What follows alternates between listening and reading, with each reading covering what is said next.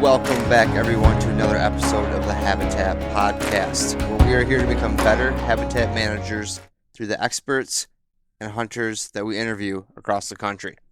I'm your host, Jared Van Hees, and thank you again to the listeners for tuning in to another episode. Glad to have you back. I'd also like to thank the listeners for going on to our iTunes page and leaving all the good reviews on there. We are climbing up the iTunes charts based on your 5-star reviews, so we really do appreciate it. And I am getting free decals sent out to whoever leaves us a good review on iTunes. Go on there under the podcast app. You can see us, give us a 5-star rating, and go ahead and type a text review down below that.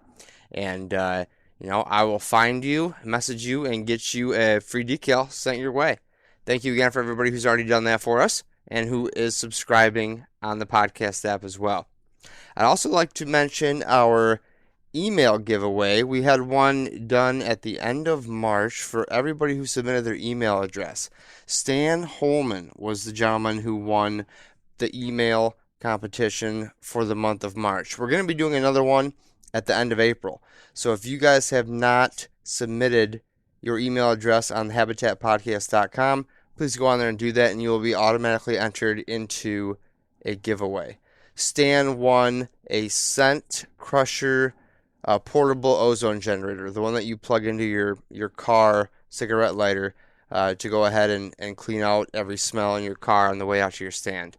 So Stan, I emailed you. Give me a response back. We'll get that shipped out to you. And thank you to all who have submitted their email address so far. We will continue to keep all of you in the monthly email drawing. Thanks again for that, guys.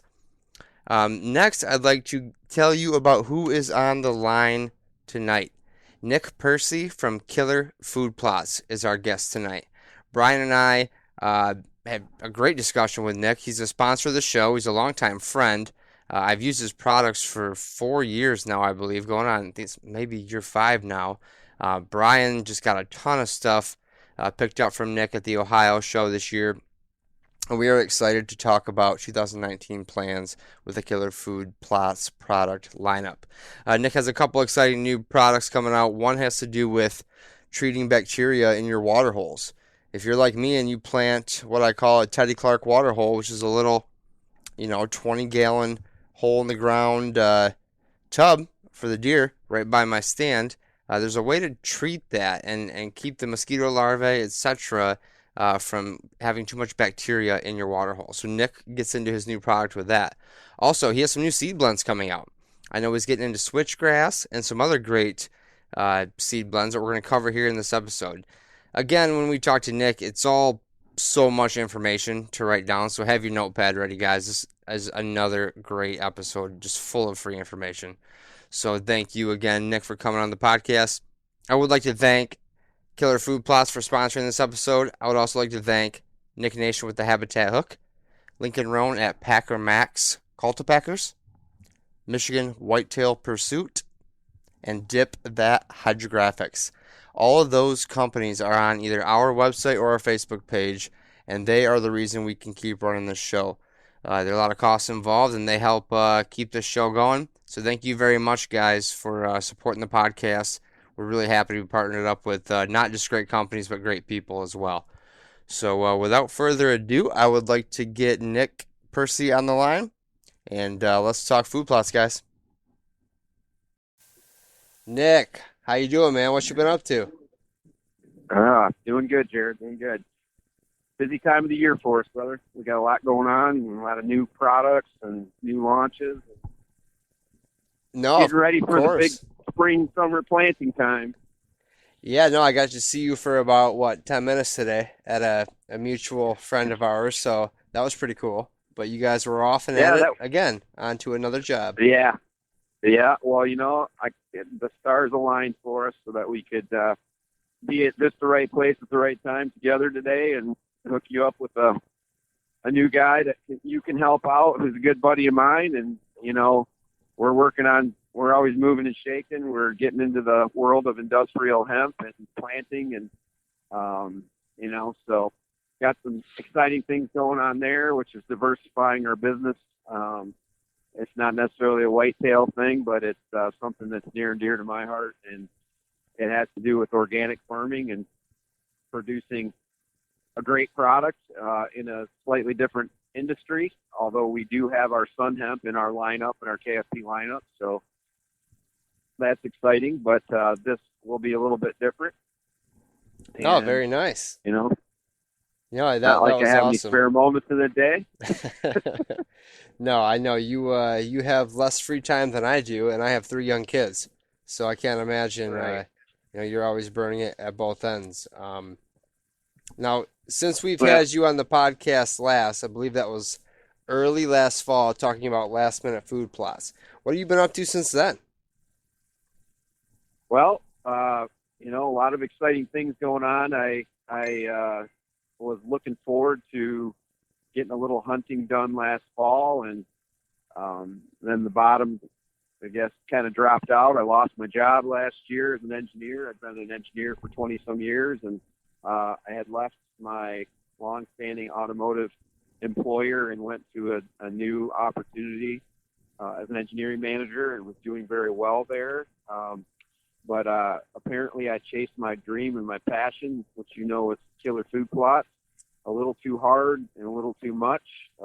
Things grew and our business grew, and I think honestly it became seen as a risk to my employer that maybe I wouldn't be around too long, and they were going through some reorganization. And honestly, it ended up being a pretty scary time for me. But in the end, it ended up being a great blessing. The big man always laying down the brick road for us to follow, and the pieces of the puzzle don't always seem to make sense at the time, but in the end, it makes total sense. There's no way I could have waited till spring to decide to make that plunge and jump out of the nest and free fall.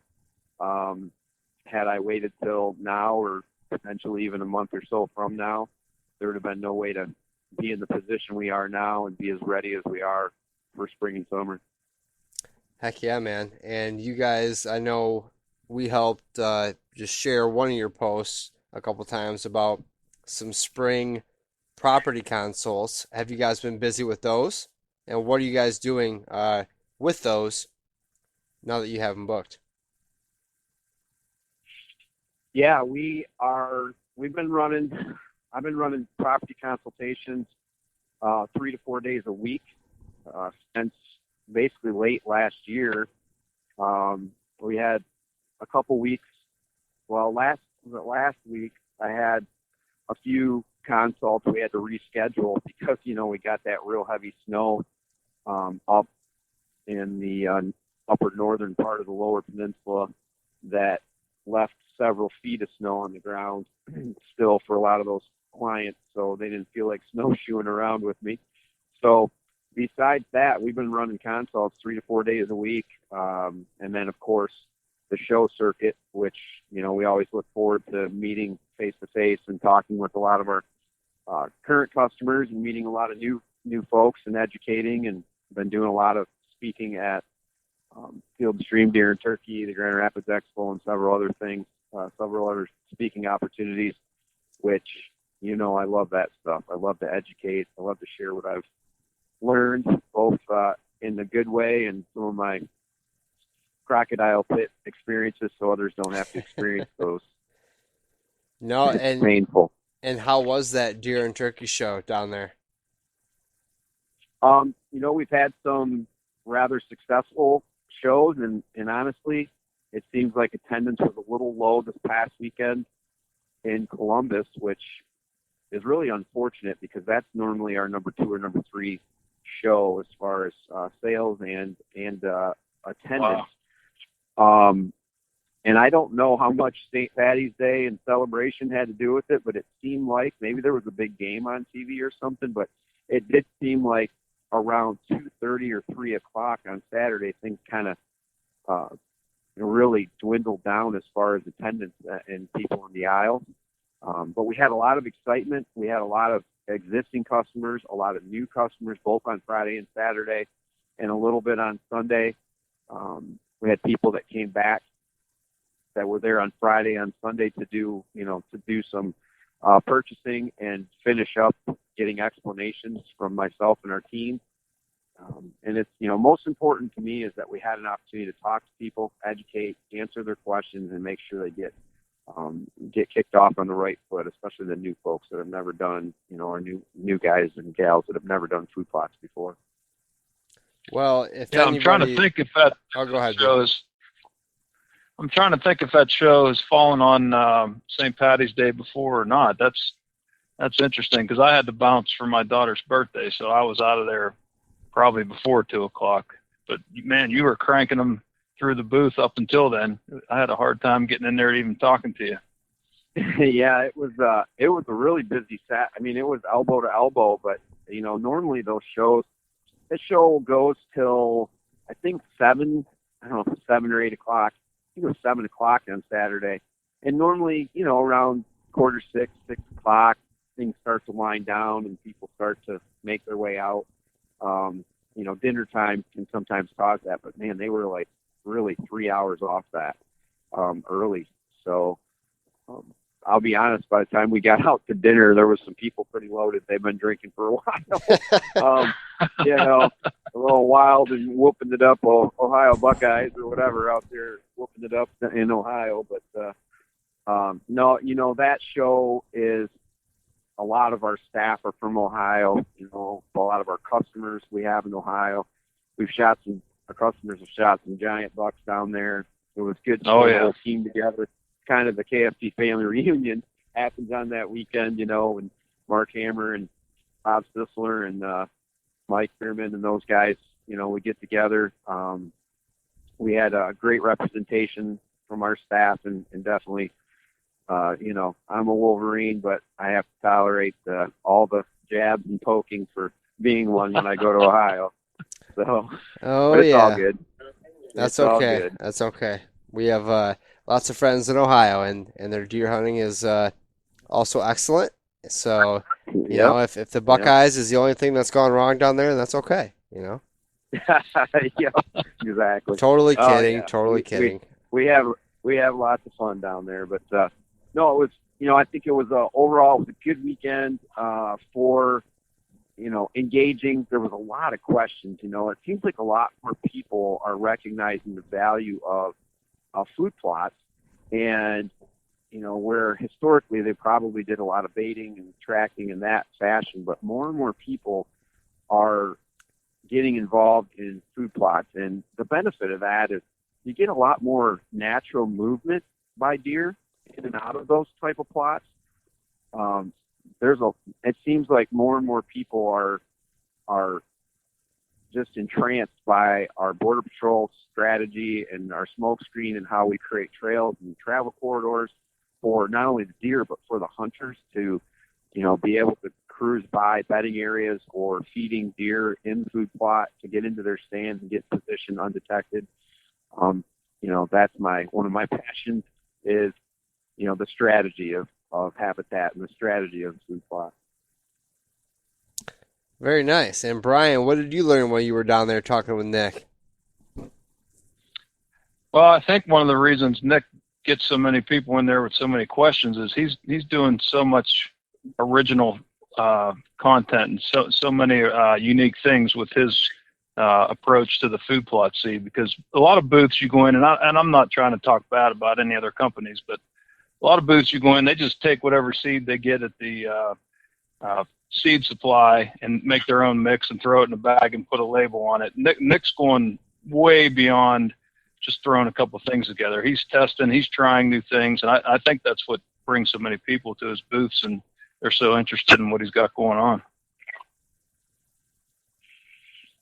Yeah, I think if you look at the seed, the tags on the back of his bag, I mean that's always my first go-to. And Nick, we even talked about that today during our meeting.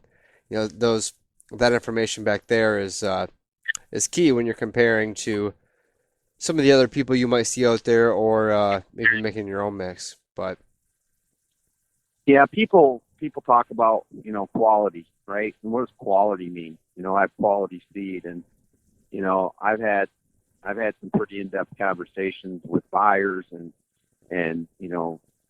seed growers, and it seems like the word quality gets thrown. We have high quality seed, but what does that really mean And I can tell you that I don't worry about what comes out of the ground until I worry about what's going on under the ground. And we focus. I'm a problem solver. You know that about me. I get all excited when someone says there's a problem. My ears perk up, and I'm there. And so when I look at the challenges that we've had over the last 29 years of growing food plots, from the early days with my utter failures at the expense of my buddy's wallet, to managing and starting to plant for customers and dealing with different soil conditions. Mother Nature, bless her heart, she always takes us to the mat every year and tries to choke us out. But we've developed some pretty important products, not only in our seed products, but in our soil building and water and nutrient management tools with Retain, our organics, and replenishing the missing nutrients, and replenishing the biology without dumping a bunch of salt in the soil. And we'll talk about that hopefully in a minute. Organics versus a synthetic fertilizer. But on the seed side, we're very, very focused on how the seeds we're putting in the bag interact with one another in the soil. And not only that, but the species of seed that we're putting together and what that outcome is in the tonnage per acre. But as you guys alluded to earlier, you can plant a great looking food plot, but if the deer do not eat it, what is the point? If they do not benefit from it, what is the point? And if they consume it and it fills their gut and it deals with addressing hunger pangs, but it's not doing anything to truly benefit their body or give them the energy or the protein and the essential nutrients, again, what is the point? And early on, those are some of the very statements I said in developing and raising high fence whitetails. As I said, what is the point of me growing this if it is not changing the health of my deer, if it's not growing my deer, if it's not affecting their carrying capacity and their body weight in a positive way? And so, again, problem number one, figure out what works. What's going to make a difference in the body of that deer? How is it going to affect the unborn fawn? Getting those does to recover from the intensity of rut, from the breeding, carrying those fawns, and then being able to carry out an effective 2-month lactation cycle, which is absolutely crucial in establishing the next generation of buck and doe fawns in your deer herd.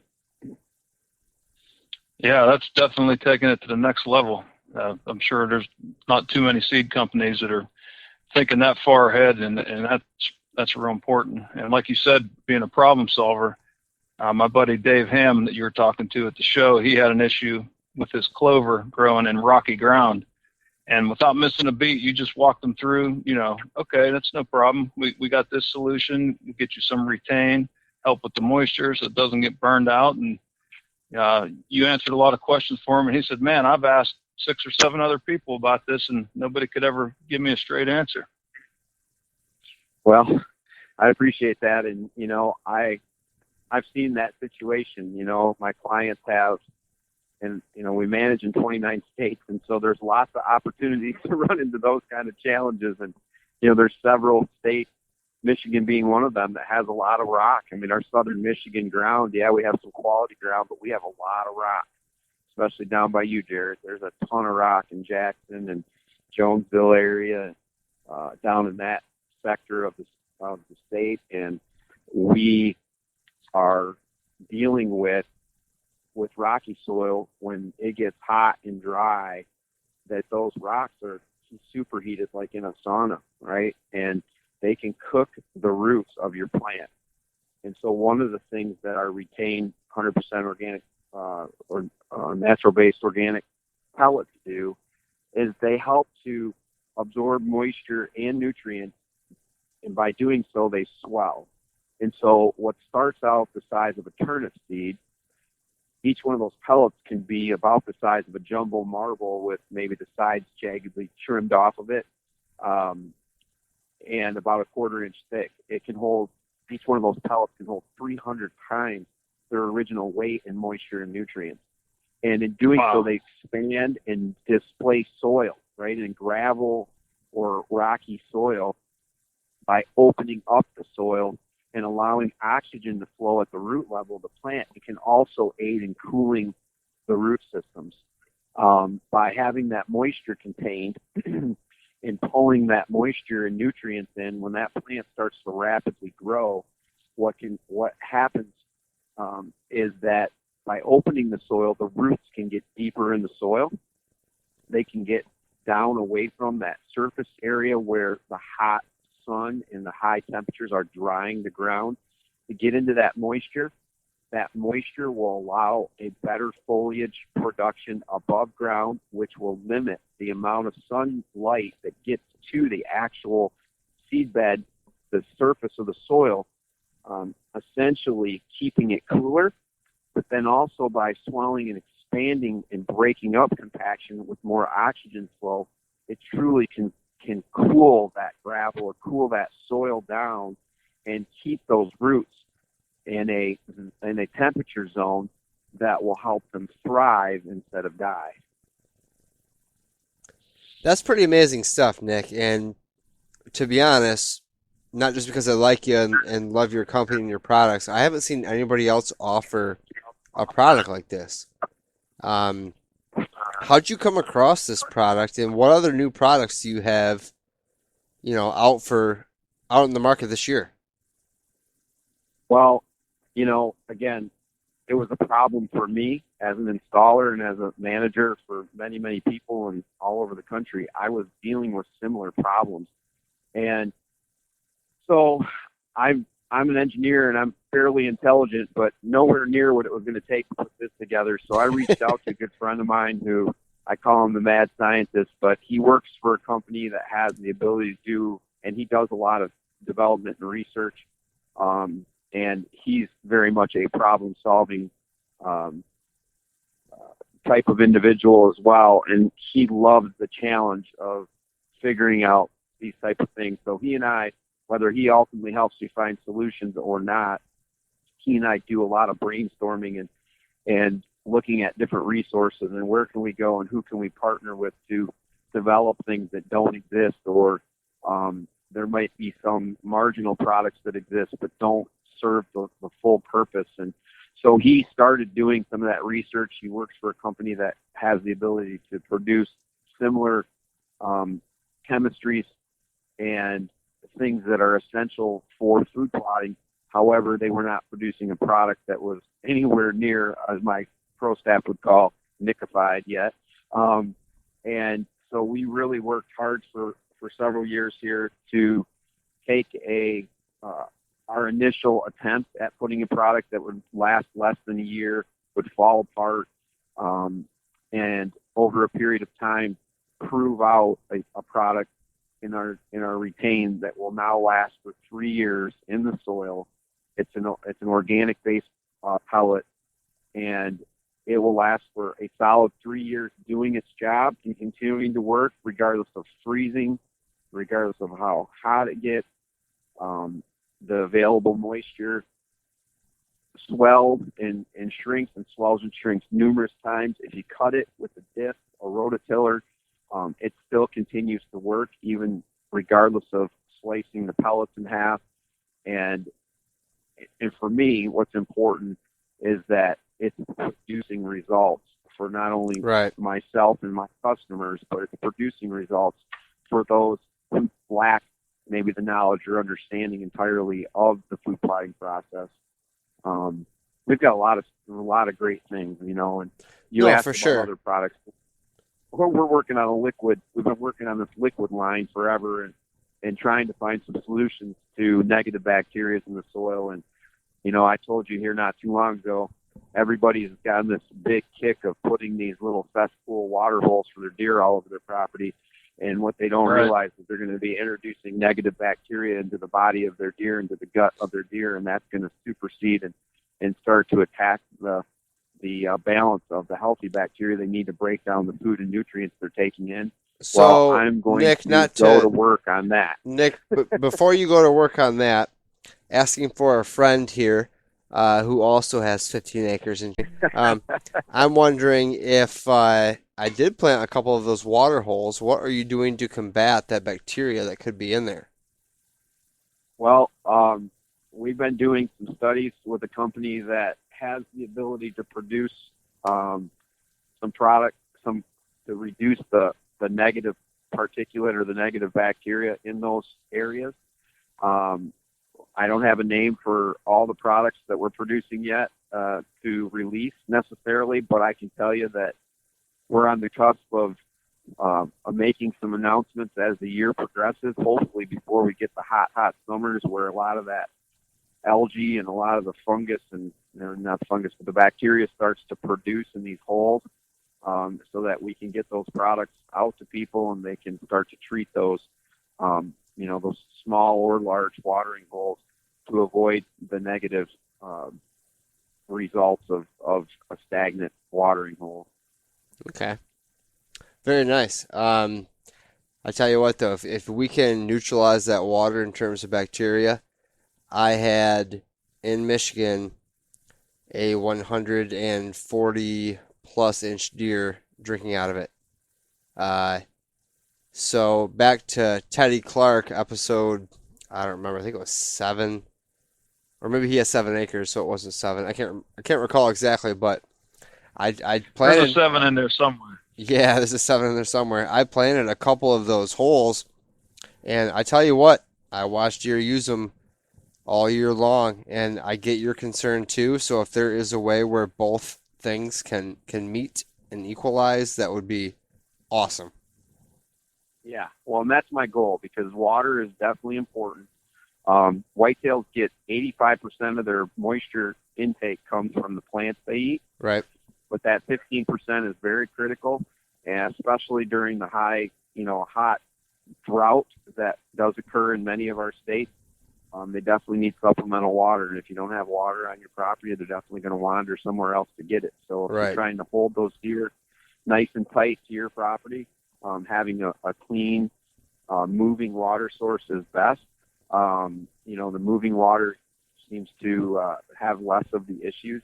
But whitetails are inundated with negative bacteria throughout their rummaging through the woods and looking for food, and it's not just in watering holes, but that is definitely one of those areas where I want to come up with a solution that can benefit people, and we can do that without putting bad chemicals into the water to address bacteria there and killing off the bacteria in the stomach of the deer. So that is a key component. You're not going to do normal water treatment and without some negative impact. So those are the things that we've been studying and working on very closely, looking at the impact to make sure, as any other KFT product we put out, that we can stand behind it and we know that we're not doing any type of negative impact to our whitetail. No, I love it. I think that's exciting new products, and I cannot wait to be one of the first to test it here at the podcast. So that sounds awesome. You will be. I want that 140 plus inch buck to be living and not be sick or getting the Hershey squirts and getting dehydrated, brother. Right. No. Make that water hole work its magic in a good way. Trust me. No, I hear you. No, that's awesome. And what I like about you most is you're just so knowledgeable, and a lot of people are knowledgeable. Don't get me wrong, but it seems like you're just a problem solver, and you're not copying what everybody else is doing. You're on your own path, which I respect a lot. So that's awesome, man. A very cool new product. Now moving forward, when people are prepping their soil, getting their thoughts in their head on what they want to do this spring, where do you come in? I mean, I know you guys offer some soil test kits. Let's talk about that. But then what? Like when it comes to planning, I mean, Brian has a very detailed plan for his property. Where do you step in terms of planning out once your soil is maybe ready? So in the arena of soil testing, we definitely do soil testing. We're looking at organic matter. We're looking at the levels. Again, in the new product side of things, we are ready, almost ready to announce a new product. It's very close. We're going to run into the room like Kramer, and just at the last second. I love that show. But I know it's that guy cracks me up. but honestly, we've got to get this product rolling. We've got a liquid product that we're going to be able to spray on the ground. It's also going to deal with negative nematodes in the soil. It's going to address negative bacteria, and it's going to feed the healthy bacteria immensely. And it's going to help with applying micro and macronutrients into the soil in a liquid form. I can't wait to talk in more detail about the step-by-step. It's a little preliminary. I don't want to spend the whole time talking about it, but I will be sharing it with you, you guys extensively. I will be having you put it in the ground and be able to talk to people about it. It's a very exciting product in the fact that for those that cannot get that granular fertilizer, don't have the ability to get 40-pound bags of organics back to where you need to go, that you're going to be able to put a salt-free, highly nutrient-rich spray, foliar spray, and or ground prep and conditioner, which will eat negative bacteria, eat the sludge of salt from years and years of applying salt-based synthetic fertilizers. It will also consume, like I mentioned, the bad bacteria in the soil, neutralizing it. They aren't exactly sure what is going on with the phenomenon of what this product can do, but it is breaking down phosphorus, and it is breaking down high magnesium, and it is moving the bar back in the right direction, which is exciting. So this has been tested in numerous states, and we've got some not only independent studies going on with different states, but we've got some college testing going on at some of the universities, and they've got a lot of data and a lot of research behind this product that we're going to be launching here soon. So stay tuned to that. That'll be a product that we've got tons and tons of data to support. It's not just, I'm going to tell you it does this. We'll be able to back it up with data. And a soil test is getting back to the soil test. The soil test establishes the baseline or the blueprint of what's going on in your soil. And we're going to show by taking a soil test prior to applying this product and prior to planting, with applying this product along with some of our others, that you're going to be able to see some leaps and bounds success compared to previous years, not only in the quality of the soil and the plants you're growing, but the desirability. We're going to be able to increase sugars in year one, 15 to 20% in the plant. There's a lot of really good benefits to this product. We're also doing some extensive research with Michigan State, and hoping to get that kicked off here in the next month or so. They've applied. We're talking about them for applying for some grants for some federal dollars to be able to do some more extensive studies. But there's some even greater benefits to this product that are going to be researched, and I'm excited about the future of what it can be. No, that's awesome. And I know I asked you more about that earlier, what we're going to call it, and we can't quite talk about trade names and trademarks yet, but I'm excited to hear about that. So say we're to that point now. We've really addressed our soil and its needs. How do you go about recommending to the regular Joe Blow like myself on where to start, how to make that property plan if you haven't hired a habitat consultant? Well, first of all, once your soil's corrected, we need to talk about the type of soil you have, what type of moisture content you're going to have in that area. Sunlight, so sunlight makes a big difference.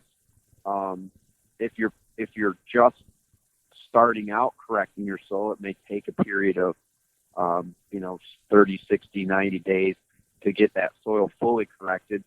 And or if you're trying to build the organic matter and turn your sand into something of higher quality and get the organic levels up and build that soil, you may start with something like a deep woods blend or you may be planting climatize, or white rage does very well in a variety of different soils for a spring summer food plot. In the strategy of, which is a pivotal part of about everything we do whenever we can, is we are a huge proponent of screening food plots, with not allowing that mature buck or doe to be able to cruise through the woods 30 to 40 feet back off the edge of a field and kind of do a drive-by and look at the field and not really want to approach or go near that field until just before dark or after dark. We want to force those mature bucks that are wondering if there's any does in the food source or out there in that, which is very much a social area. We want to force them to commit to go look in the food plot, and we do that with our border patrol and our smoke screen screening wrapped around the perimeter. We dictate where they enter by creating the openings where we want, and then when they enter that food source, we immediately are putting up blocking walls or teed off walls that force them to kind of zigzag or kind of work through it as a maze.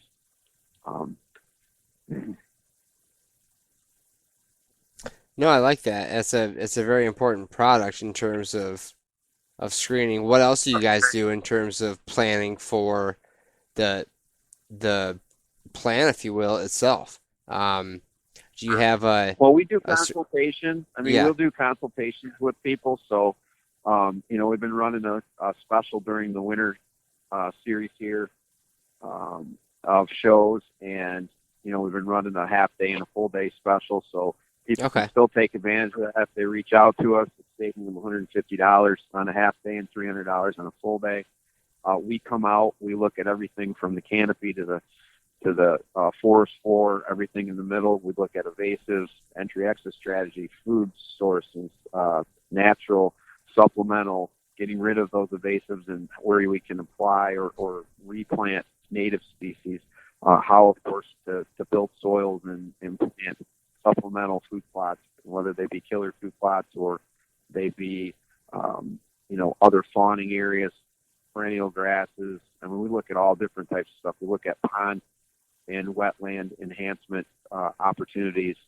Selective timber harvest is huge, depending on what's going on. And we have a full timber management crew building buck bedding and doe bedding to actually hold deer on your property, understanding how many deer does a particular piece of property have the capacity to hold and to support, especially when we're talking doe family units, alpha and beta does. They can be a bit territorial. So it's important that that's laid out properly. There's about 40-some things that we go through as a checklist. Most importantly, what are our customers' goals and objectives? So those goals and objectives of that customer are the number one thing that we need to address. We sit down at the beginning, we talk about it, we go through that list of items that are important to them. We fill in some things that we feel are important to not only educate them about, but how to incorporate them into their particular property or their particular plan. Then we go get boots on the ground, where we either jump on a side-by-side or quads and get out there, but most importantly, we need to get off and put our boots on the ground. I want to educate. I want to teach. I want to show the customer and make sure they fully understand what's going on in their property. Starting with entry-exit strategy, which is where tons of errors are made. I walk the same trail my grandpa or my dad or my great whoever has taken for years and years, and unfortunately usually yield the same poor results or low results, instead of understanding minor changes can change the outcome of a hunt and can change the desirability of mature deer to flex in and flex out of a particular piece of property in the right places at the right time for that hunter to capitalize. Yeah, I think that's very important and something the customers will appreciate, you taking the time not only to tell them and show them what to do, but to take it another step further and explain the ins and outs of it. Now, Nick, that video that was playing at your booth, we talked about the layout with the Border Patrol, and you said you had a guy doing some mowing, and you had to stop him because he had mowed a little bit too far. You want to walk us through the method of your madness of how you go about deciding where you're going to mow and how you're going to lay that out? Yeah, in that particular video, we were showing a property that we worked on for the guys from Outback Outdoors out in Kansas, and we had gone out there in the spring to do some planting. It was a winter wheat field the previous fall, and everything was ideal. And we got out there to go ahead and turn that in and work that into the ground. However, on the way out, we had nonstop rain, and by the time we got there, they had 4 inches of rain had fallen in a very short period of time. So it was very soggy, to say the least, that when I got there Friday morning. And the next morning we went out and I walked around, and it was like squish, squish, squish. It was horrible, and literally soaking wet. So what I made a decision to do is to, instead of mow that down and try to turn it in, we took the discs and we turned them straight. And what I did is I had the tractor, had the guys jump in the tractor and cut the ground with the discs turned straight in straight line, and then go across the other way and crisscross it to kind of make a checkerboard, if you will. And we had a pretty good wind following the rain, and that helped to dry that ground out. By the following morning, we set up a strategy, and the strategy was to take this roughly 3.5 to 4 acre field, which divided the major timber and bedding area from the of the does from the primary thick bedding areas of the bucks. And we wanted to create a connecting corridor, and so these guys were excited to put into play our border patrol and show them how you can create hallways that connect right up to thick cover and draw those deer in, making them feel safe moving around during daylight hours. And we had planted that weekend. In addition, on the inside of the maze, or inside of that perimeter, we created a series of several different 5-foot wide interior walls, and we had keyed those off in opposite corners, and then in the middle we put a big dividing wall. And the purpose of that was to not only take that big wide open field and make it seem smaller or more secure, but also to force bucks and does to commit and move through those areas, to look for does to breed, for bucks to engage younger subordinate bucks, to let them know who was boss. But one of the other techniques we did to make sure that regardless of whether bucks were going to look for does and or vice versa during breeding, we have a technique where we take 5 to 7 foot saplings we dig out of the woods. When we're all done planting those plots, we drop those in each one of those corridors in multiple spots. So we have very specifically placed, helping and aiding in potentially our customer to have a shot angle at a deer, positioning the deer, getting the deer to position his body for high percentage kill shot. But we have those licking branches, and what ultimately in a social area, almost every single one of them ends up a ground scrape and busted all to heck. So what will happen is those bucks and does will work those during daylight hours, during the night, anytime, but they're in that general area. They're not going to bypass that food source in that maze. You had mentioned the gentleman who was there helping us, one of our guys that helps us in Kansas with our food plots as part of the KFP staff. He had actually mowed down one of the walls. We had some pretty tall grass and weeds growing in that field. By the late season, unfortunately, we had a very, very dry, after a very wet spring, we had an extremely dry summer. But fortunately, we had retain in the ground, which was helping, but it was also helping grass and weeds that were in this brand new plot we put in. So as he was mowing, he kind of lost track of where he was, probably daydreaming, driving the tractor as kind of a pressure release. It's a pressure relief activity, right? So he just kind of lackadaisically going through the motions, but he mowed right through one of our interior walls that was made to screen the deer and kind of direct their movement. Fortunately, Trevin and the gang from Outback Outdoors were still successful in harvesting a great mature buck. He played the script. He didn't notice the missing wall, and they were able to get it done when they went back out there to hunt. So, we love the strategy. We love the game. We like to, play that chess match and, hey, what the heck? It's nice when you can win once in a while and beat that deer in his mind and his nose. For sure. That's amazing. And was that not the video from the film show at ATA, or was that a different video for Outback? Yeah, same. Yeah, that was the video we ran at ATA with the big it looked like a big diamond in the field. Yeah, yep. That was awesome. We show it green, and then we show it later in the year when the Border Patrol turns brown, and then we had, all the green in the middle of that with food. And so, yeah, we planted a spring-summer plot in there with climatized, which the deer absolutely annihilated. And like I said, the grass and weeds kind of came in. Being a first-year planting, they had done the winter wheat the year before. Was the first time they'd turned that kind of farrow, that field, into a food source in quite some years.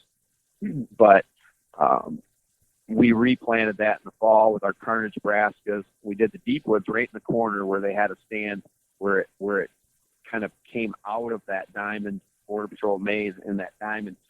And met the woods, we did deep woods because it was a little more shaded there, and then we bled that into a carnage plot and then a white rage.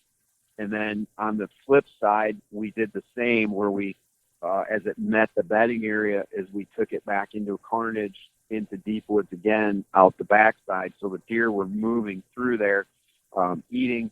We also had some resurrection clover that after we applied the brassicas, we broadcast our resurrection clover in there. So we had really great early season, all spring and summer, really food, high protein in the climatized. And then going into fall, we had a high yielding 35 to 37% protein source in the clovers, which was great for early bow season for Trevin and the gang. But, our white rage with the extra sweet sugar beets and radishes, those deer will ravage those radishes even early. It's not just a late season food source.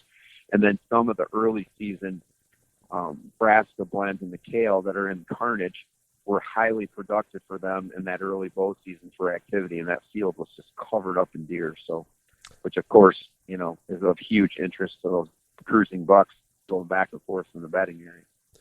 No, that's perfect, and I think that gave the listeners a little insight on how some of your successful clients have set up their fields this past year and have shot nice deer off them. So, no, thank you for that. Yes. Now, moving forward, this time of year, people are frost seeding. And I know we've talked about frost seeding a little bit in the past, but it's such an awesome way to get some stuff in the ground that I just want to cover it again. What is frost seeding? How do you frost seed? Which of your products do you frost seed? Okay, so frost seeding happens in the south usually during January and early February. Here in the Midwest, basically the month of March, late February to basically early April. I would try to get your frost seeding done by the 1st of April if you can. I'm not sure how things are going to go, and hopefully we don't have an extended snow like we did last spring. So I would say now is really peak time to be frost seeding.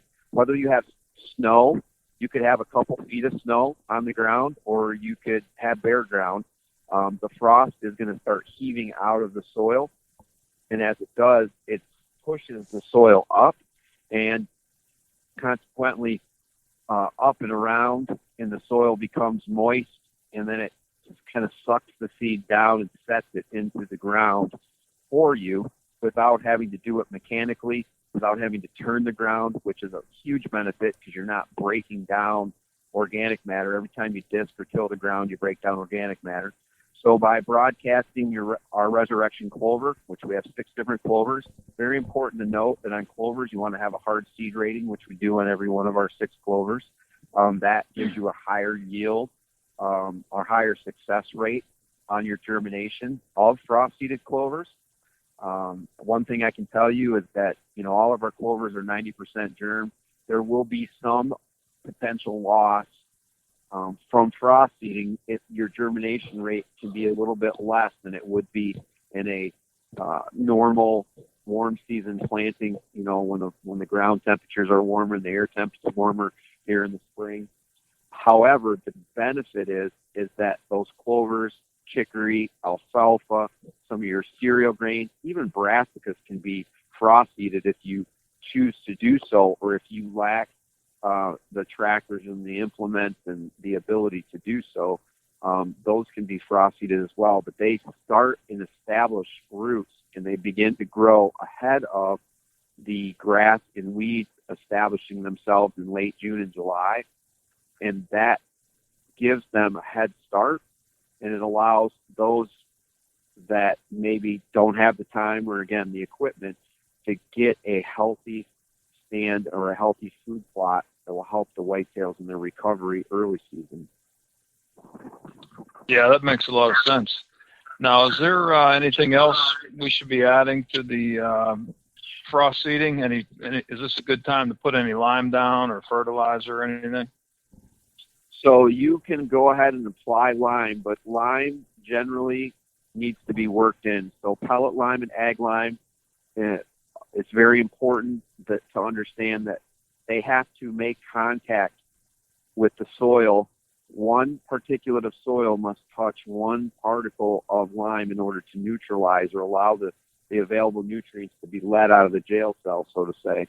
And so lime really needs to be worked into the soil. So if your ground were to start to thaw, you would be able to run an implement and get that worked into the ground. The problem is that most of the ground is frozen to some level, and you're not going to really want to start running your rototill through it. It'll be like running it through asphalt or through Jared's property down there in Jackson.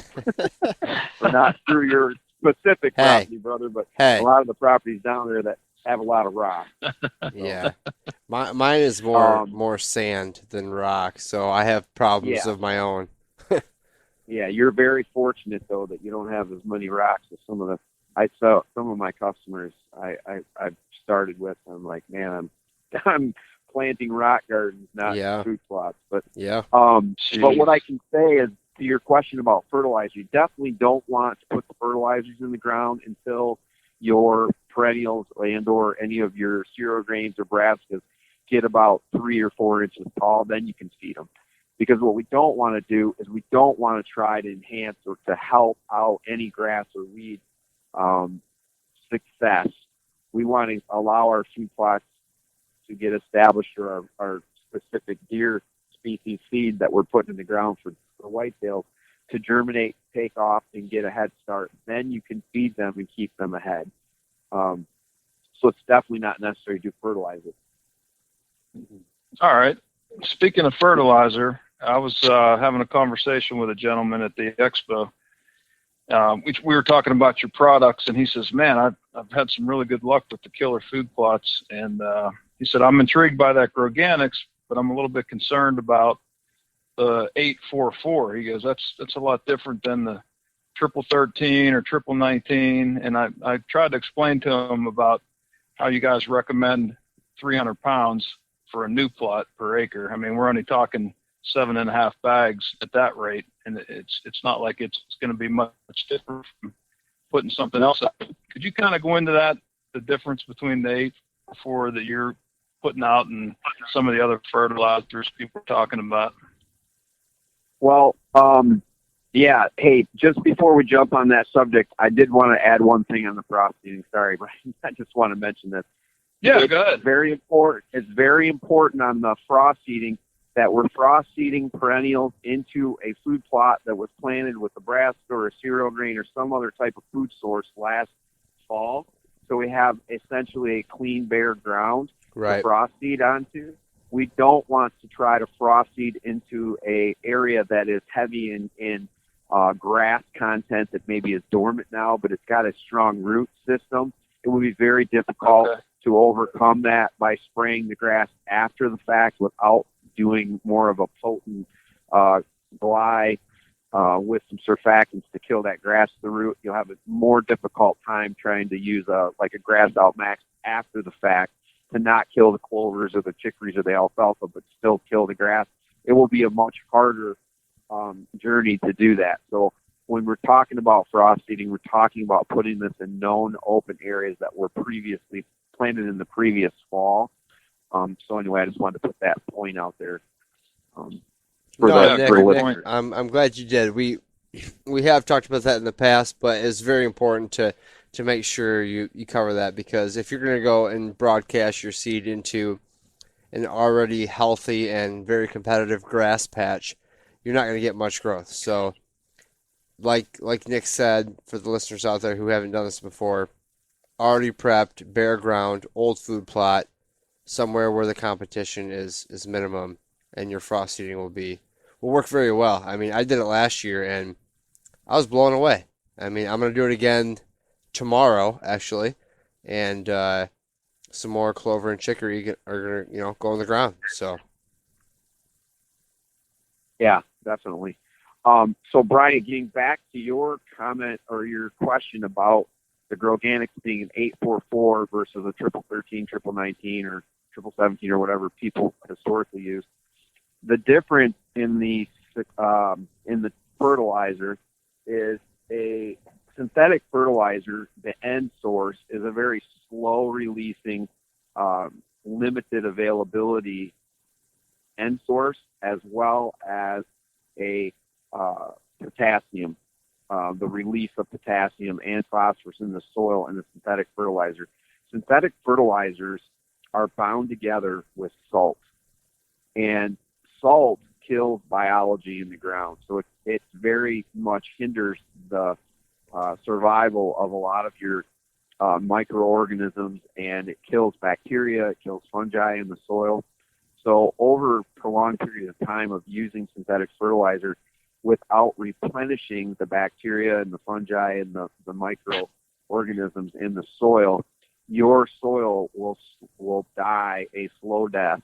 And it's amazing to me as I test a lot of people's soils and I look at them, and when they come into the lab or or they're being processed, we look at these soils, and it's important. You're not going to look at a soil and see that it's alive, but you're going to look at the soil report and you're going to see the organic levels in the soil. And I think,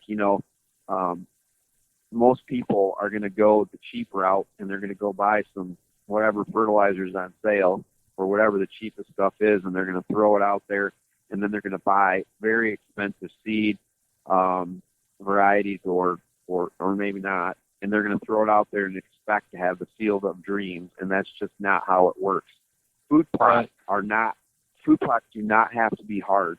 They do not have to be this untouchable, like you can't produce them like they show them on TV, or like we produce out of our killer food plots for our clients and pictures you see on our Facebook page. Those are real everyday people putting in food plots with success. But it starts with a laboratory soil test that establishes where the holes are in the soil. 844 in a Growganic is immediately, the nitrogen, phosphorus, and potash are immediately available to the plant. We also have several other ingredients in that, micronutrients. Very important. We're replenishing those. The bacteria and the fungi are being replenished by that product into the soil. So we're continuing to add life to the soil. The carbon that's in it feeds the bacteria. That's the food that causes the bacteria to multiply, and they are very essential in breaking down the vegetation and into a state where the plant can eventually use them to have to benefit the growth and establishment of the roots. Calcium, very important. Our calcium source is immediately available to this newly germinated seed root to be able to fortify and get lots of small hair, finite root sprouts out of that single germinated root that comes out of that seed to make that multiply. And you want that to spread so that it can seek out and by releasing and opening up the jail cells, the available nutrients that are locked up in the soil, by releasing that through our application of either pellet lime or ag lime and making those nutrients available, also by making the nutrients available through the Groganics fertilizer and what's in that bag, that plant can really fortify a strong root system, and a strong, wide, deep root system will help to choke out unwanted grass and unwanted weeds. The additional things that are in Groganics are actual organic matter, which, the fastest way to create organic matter is to burn or to apply Groganic. So adding that organic matter into the soil will help to hold moisture, hold nutrients. The climbing, vining fungi that creeps and crawls, that acts much like that spider web, a spider web effect in the soil, helps to keep moisture and nutrients suspended, starts building your sandy soil, Jared, which, I know you know these things because you've used the products before and you've seen results.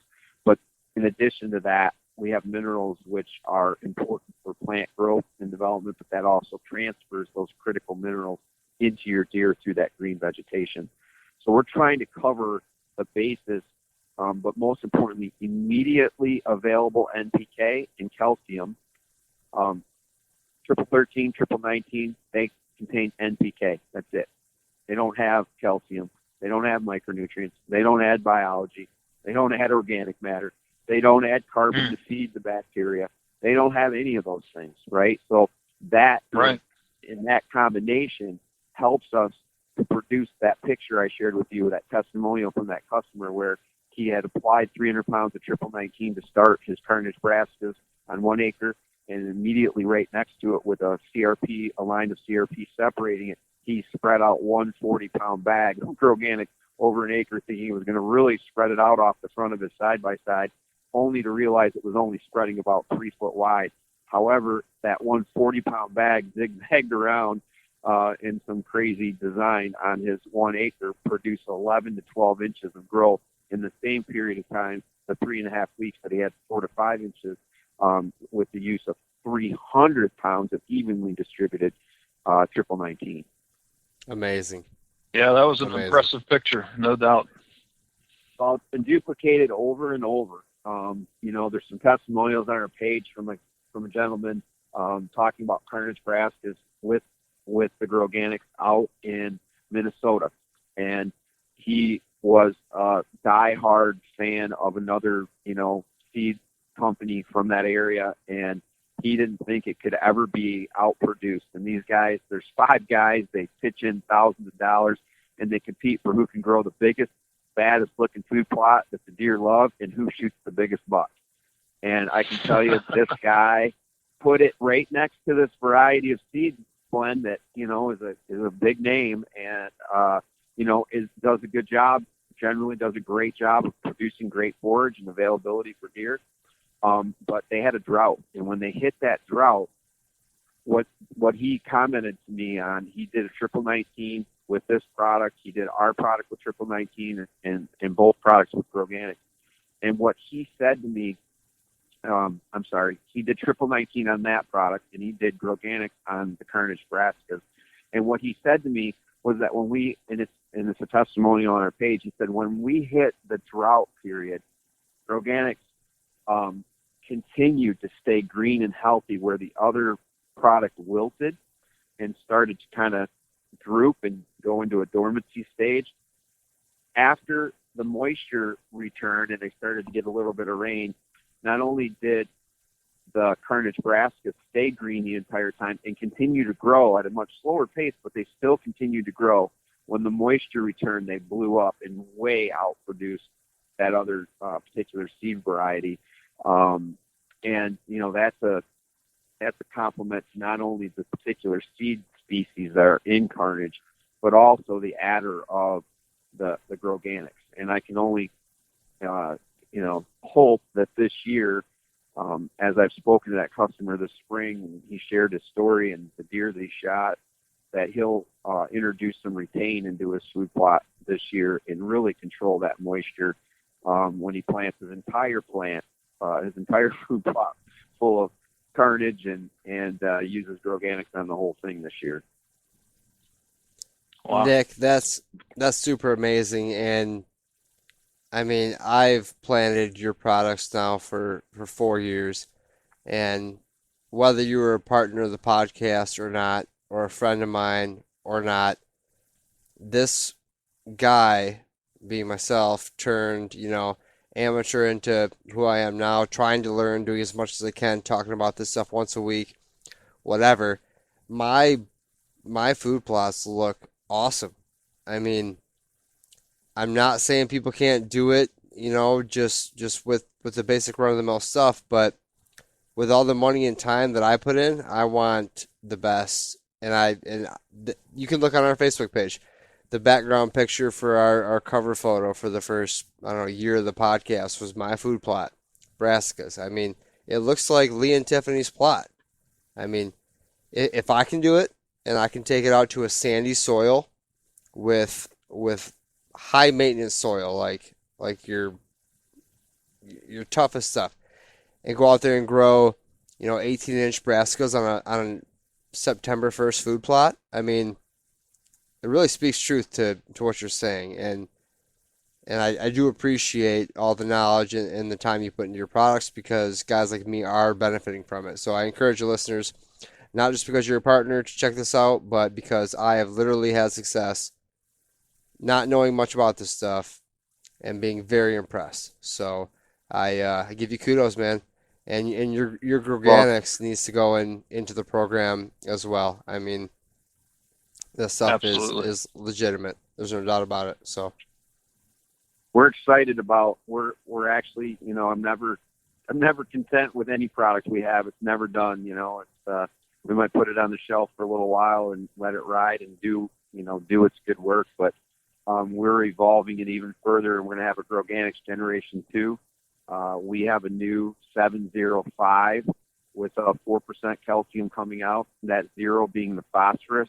So we're not continuing to add more and more and more phosphorus into the ground. A lot of the soil tests that we're seeing also have extremely high phosphorus levels.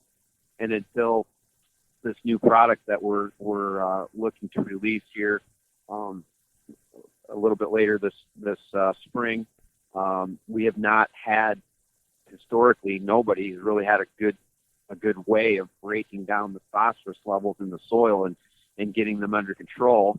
And yet, we continue to pound our synthetic fertilizers or pounding even Groganics as a natural phosphorus level. So I wanted to supply a fertilizer that met the qualifications and the results that our current Groganics is doing without adding salt, but without continuing to build on top of those phosphorus levels. And so with that 705 and a 4% calcium, with all the standard stuff that's beyond standard, but all the things that are definitely needed in the soil, and the micronutrients, carbon, calcium, minerals, the biological package, and the organic matter, we wanted to be able to help our customers and those throughout the country that have a phosphorus problem to be able to have a solution, to be able to have a successful food plot without adding to that problem. We also are going to be releasing our latest version of Groganics in a 444 with a 4% calcium. So there it went. The number dropped from an 8 to a 4. Well, that's because we are constantly moving that bar, and we are elevating it, and we're finding new and better ways to make that nitrogen source more and more available to the plant, have the calcium disperse within the soil. And we are excited to be able to offer this. Both of these products are going to be organic. They're going to be OMRI certified, which means organically certified products. so they will not burn your paws of your animals. They won't burn your kids' feet or hands. As you broadcast this 705 with a 4%, you're going to be able to grow your lawn with that in your yard. You're going to be able to not have to stake it out with yellow flags for the next 7 to 10 days like you do after your fertilizer guys have come to your yard and spread this highly concerning fertilizer all over that has the nitrogen that can burn the paws and burn the feet of your kids. You're going to actually be able to apply this product and go out and enjoy your yard again. You're going to be able to use 444 not only on food plots, but you're going to be able to use it in gardens and potted plants, and you're going to be able to use it in the other aspects of your life. Just like I mentioned earlier, I'm getting into some other arenas with industrial hemp. I'm looking at solving problems outside of just food plots. And I know this podcast is associated with, looking at that. But look, at the end of the day, you work on your food plots, you go home, your wife is concerned about what the yard looks like. You're concerned about what your yard looks like. And hey, why not provide a solution that can keep mama happy and keep the flowers growing and keep the kids and the dogs safe? Well, you're out working on your food plots and you're doing the same thing out there. So definitely dual purpose, always thinking out of the box. I'm a big picture guy, looking down the road to figure out, where we can help and how we can help in the products that we're delivering. They definitely have multiple functions. No, that's awesome, man. And I have a guy up the road who his yard looks pretty spectacular. I don't know if I can beat him, but I'm really gonna try. So I do. Oh yeah, you can. We'll make sure of it. I love it, man. And Brian's got a truckload full of killer food plots going on the ground here real soon and this year. So and I do as well coming up. So guys, pay attention to the videos we're gonna be putting out, the posts we're putting out. We're gonna document in detail how we at the podcast plant these products like everybody else. And we're going to show you our successes, our failures, and everything in between. And hopefully a big old buck at the end of the October, the month of October, maybe even November. One of these big boys dropping, lying in a field of carnage brassicas. We will see. But Nick, I just wanted to thank you so much for coming on. We got another amazing podcast, man. There's so much information coming out of you that's just, I want to call you the mad scientist, but that's already Mark Drury's name, so I can't do that. We have to come up with one for you because you are literally on another level, and I love it. Well, I appreciate you guys having me on. I love to be a resource. I love to educate.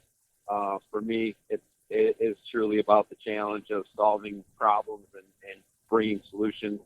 There's many seed blends in our lineup for I call them the poor man's food plot, where you don't have to have all the crazy tools, $50,000 tractors and all the toys, with a little bit of, with a 1 gallon sprayer, a rake, weed whacker or a sickle, some deep woods, carnage brassicas, lethal winter oats, or our new crop duster. You're going to be able to have a successful food plot. So don't give up, don't give in. Throw us an email out there or reach out to the guys, you guys on the podcast, and we're constantly talking. So hopefully we can help educate some folks and, can't bait this fall, but we're going to be able to produce results like they've never had before in a food plot that is going to produce more natural movement from their whitetail. And I'm excited to see what's going to be coming out of Michigan.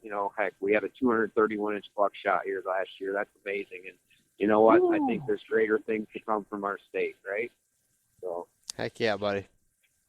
Well, thank you again so much for coming on. We do appreciate your time, Nick. And, as always, we're right here ready for another conversation. So keep up the hard work, and we will talk again very soon. All right. Appreciate it. Thanks, Brian. Thank you, everyone, so much for tuning into another episode of the Habitat Podcast. Thank you to Brian and Nick Percy from Killer Food Plots for coming on this episode. What an episode full of information, guys. Please go check him out at killerfoodplots.com. Give him a call. He's on the road all the time these days. He has time for phone calls, and he will talk you through whatever questions you have, whatever product questions, situational questions, property, etc. He's doing a lot of property tours right now. Just he's a good guy, very knowledgeable, and I don't think you'll regret calling him. So call Nick at Killer Food Plots. Thanks again, Nick, for coming on the show. I want to thank our listeners once again for all the great reviews you guys give us on iTunes, Facebook, the feedback we get. It's amazing. Really, really appreciate it. I love you guys. If you can continue to go on the iTunes website or your podcast app on your phone, leave us a 5-star review, subscribe to the podcast, write a text review about what you like about the show. That'd be super helpful, and I'll send you a free decal.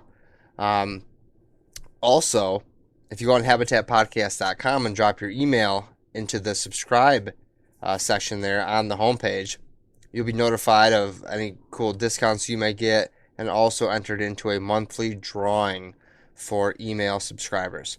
So check that out at habitatpodcast.com. You can also find all of our episodes there. We're doing some cool YouTube stuff these days, Facebook, Instagram, you guys know the drill. Find us online. Feel free to reach out if you have any questions. We'd love to help you guys out. Thank you again so much to our sponsors, Killer Food Plots, Michigan Whitetail Pursuit, That Hydrographics, Packer Maxx Cultipackers, and the Habitat Hook. We love our sponsors. Thank you guys for supporting the show. Couldn't do it without you. And again, to all our listeners, tune in next week as we're becoming better habitat managers. We'll be back with another great informative episode for you. Have a great night.